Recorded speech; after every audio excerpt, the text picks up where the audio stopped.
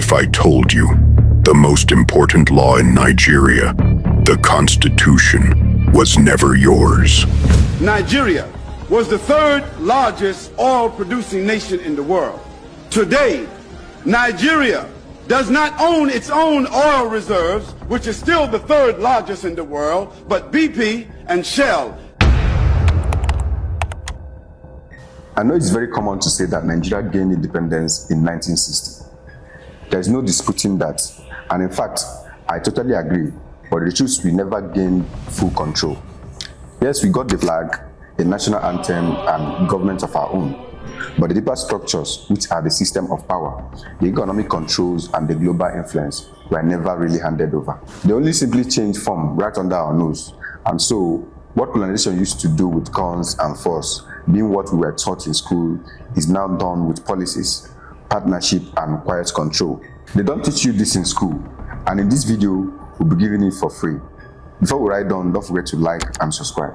You see that today, France, Britain, and the United States don't need to occupy Nigeria to influence it. This is because they found other ways that is more subtle and just as powerful.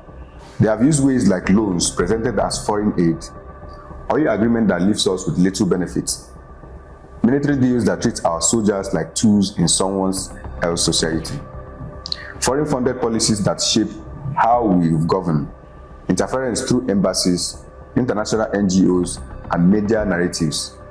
Their tactics go on and never stops. These countries often have more to say in Nigerians' direction than Nigerians themselves. They influence who become a political leader, how the economy is structured, and what kind of reforms we push, and even when we go to war. Take the Niger Republic in 2003. Takeover, led by Nigeria, almost entered a war that had nothing to do with us, but everything to do with protecting France's interest. And why is it so?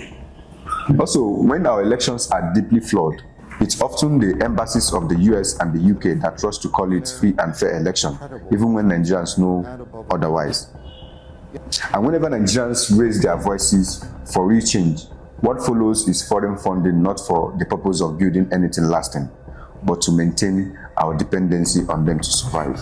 So if you ever ask why Nigerians seem stuck or why our problem remains no matter who is in power, this video here is to tell you it's not just because of bad governance, it's because of controlled governance. And we'll be talking about it in the course of this video. But before we dive in, I would like you to know that there is a bigger system at work, one where powerful nations maintain influence over Nigeria through backdoor channels, and our leaders often play along to stay in power or in favor of them.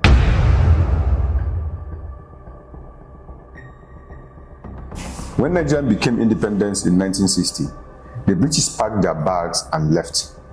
At least, that was what we were told. What really happened was more complicated. Britain didn't need physical stay.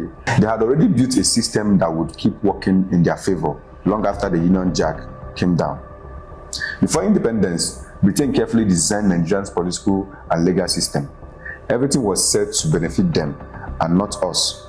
The constitution was shaped in London. The regions were drawn along ethnic lines, planting seeds of division and the people who were chosen to lead us. Most of them had been trained in British university.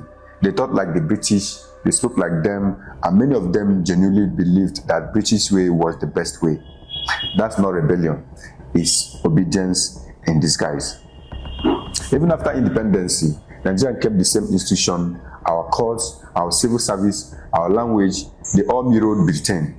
We still call judges my lord, and lawyers senior advocates, forgetting that these names passed down from system built to rule us, not serve us.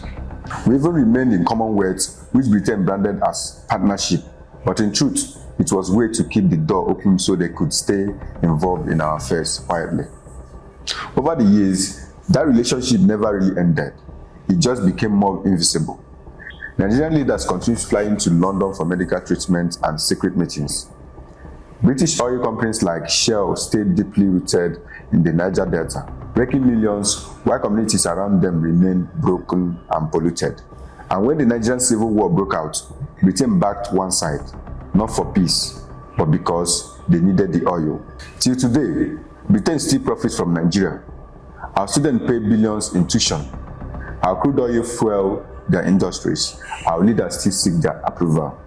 So while we wave our flag every October, the truth remains that Nigeria never really walked away. We were simply told we had. But our systems, our education, our politics, our economy are still deeply tied to Britain. But it didn't end there with Britain. After they stepped back in 1960, America quietly stepped in. But unlike the British, America didn't need to raise their flag on our soil. They came through oil deals, military training, and what they called foreign aid. Here is what I mean by that. By the 1970s, Nigeria had become Africa's biggest oil producers, and the United States saw Niger Delta as a key piece of global strategy.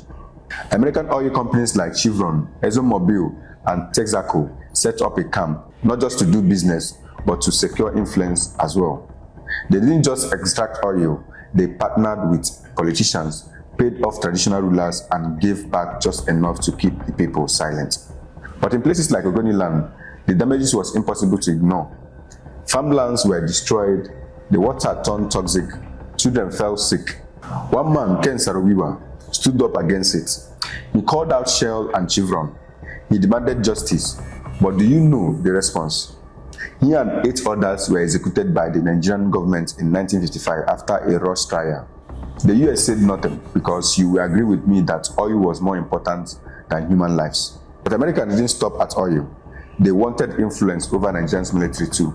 During the Cold War, later after 9/11, the US increased military cooperations with Nigerians. They sold weapons, trained officers, and offered intelligence. When Boko Haram became a threat, America offered drones and counter-terrorism support.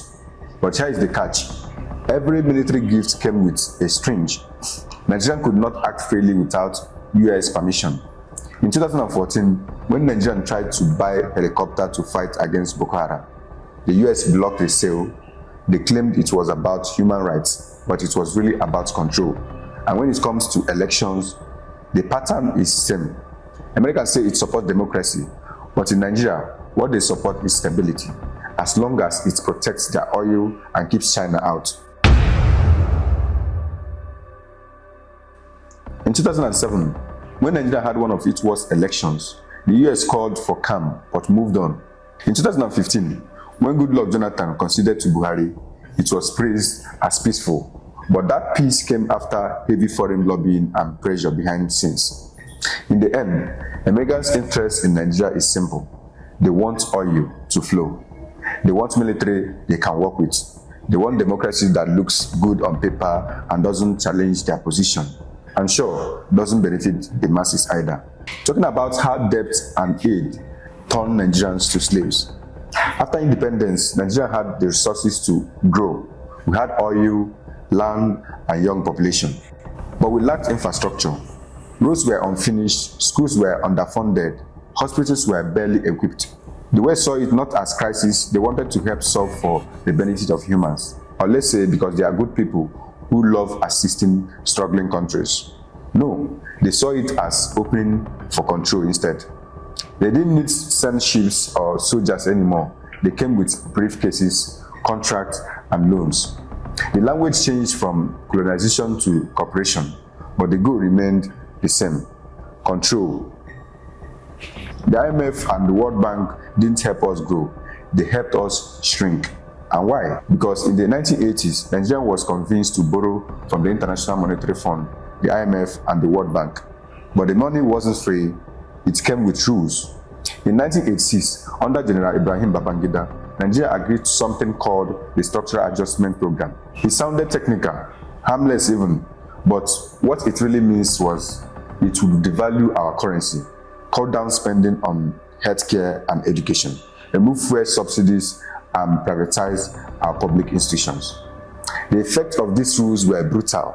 The prices of basic goods shot up and salaries couldn't keep up. Schools fell apart, hospitals ran out of medicine, and millions were thrown into poverty. Still, the IMF insisted it was for our own good, but it wasn't. By early 2000, Nigeria had paid billions in debt repayment, more than what was borrowed, yet we still owed more. In 2005, we had to beg for debt relief from the Paris Club. This wasn't because we didn't pay at all, but because we had too much to pay. for the loans that often didn't reach the people. Many of those loans were taken by military dictators and never used for development, but the people still had to pay the price. And what about the foreign aid?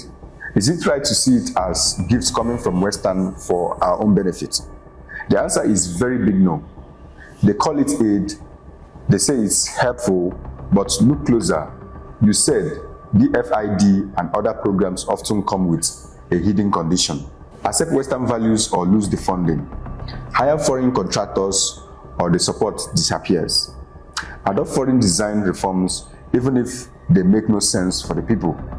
The aid builds just enough to be visible, just enough to put logos on signboards, but never enough to change anything long term in the country. That's the plan. Keep the system running, but always dependent, always needing more.